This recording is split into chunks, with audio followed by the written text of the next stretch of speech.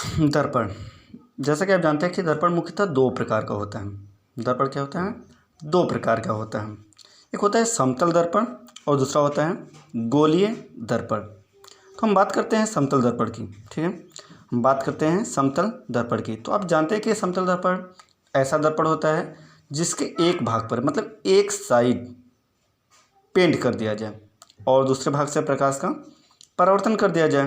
तो ऐसे दर्पण को हम लोग क्या बोलेंगे? समतल दर्पण। देखिए, तो यहाँ पर लिखा गया ऐसा दर्पण जिसके एक भाग पर कलई अथवा पेंट किया जाए तथा दूसरे भाग से प्रकाश का परावर्तन हो, ऐसे दर्पण को समतल दर्पण कहते हैं। देखिए, यहाँ पर कोई कांच है जिसके एक साइड पे पेंट किया गया है, कलैया पेंट, और दूसरे साइड से प्रकाश का परावर्तन हो रहा है।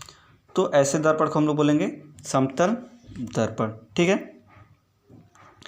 अब यदि हम बात करें कि समतल दर्पण के उपयोग की, तो समतल दर्पण का उपयोग देखो कहाँ कहाँ होता है। पहला, घरों में होता है। दूसरा, सैलून में किया जाता है। तीसरा, ब्यूटी पार्लर इत्यादि जगहों पर ये सब किया जाता है। अब देखिए कुछ नोट्स पॉइंट्स समतल दर्पण की बात करें तो आप ये जानते हैं कि समतल दर्पण की वक्रता त्रिज्या अनंत होती है। समतल दर्पण की वक्रता त्रिज्या अनंत होती है, तो इसकी फोकस दूरी भी अनंत हो जाए। समतल दर्पण की वक्रता त्रिज्या अनंत होती है तो फोकस दूरी भी अनंत हो जाएगी, याद रखिएगा। समतल दर्पण का रेखीय आवर्धन 1 होता है, +1 होता है, ठीक। और यदि हम बात करें तो समतल दर्पण के सामने यदि किसी वस्तु को जितनी दूरी पर रखेंगे आप, समतल दर्पण के सामने यदि किसी वस्तु को जितनी दूरी पर रखेंगे, प्रतिबिंब ठीक उतनी ही दूरी पर बनेगा, ठीक। शायद इसी कारण समतल दर्पण का रेखीय आवर्धन 1 होता है, ठीक। ये आगे आपको समझ में आ जाएगा। और देखिए,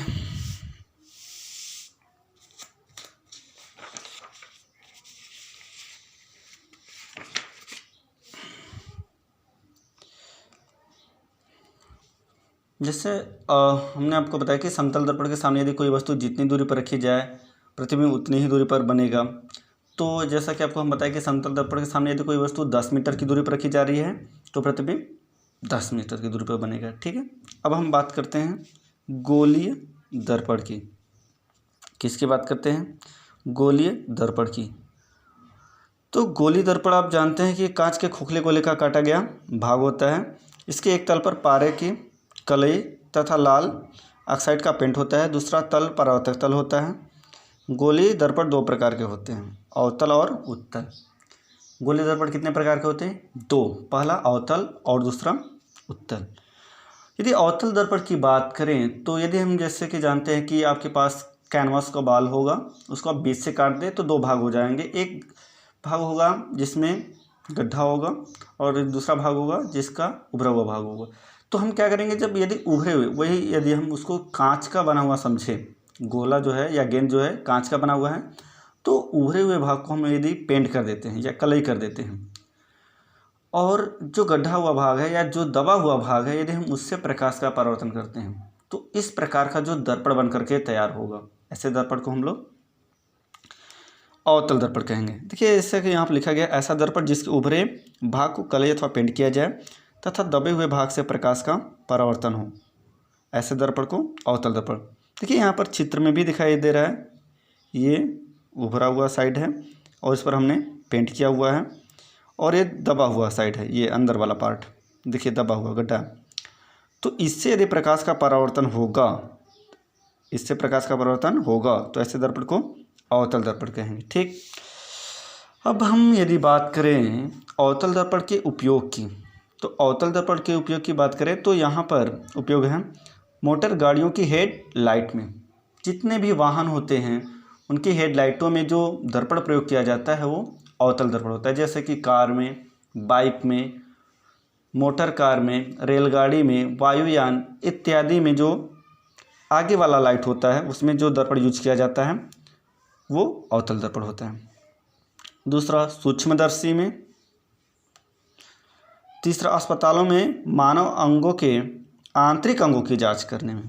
अस्पतालों में जो माइक्रोस्कोप यूज किया जाता है तो आंतरिक अंगों की जांच करने के लिए भी अवतल दर्पण यूज करते हैं। सेफ्टी लैंप में, भी अवतल दर्पण का प्रयोग किया जाता है।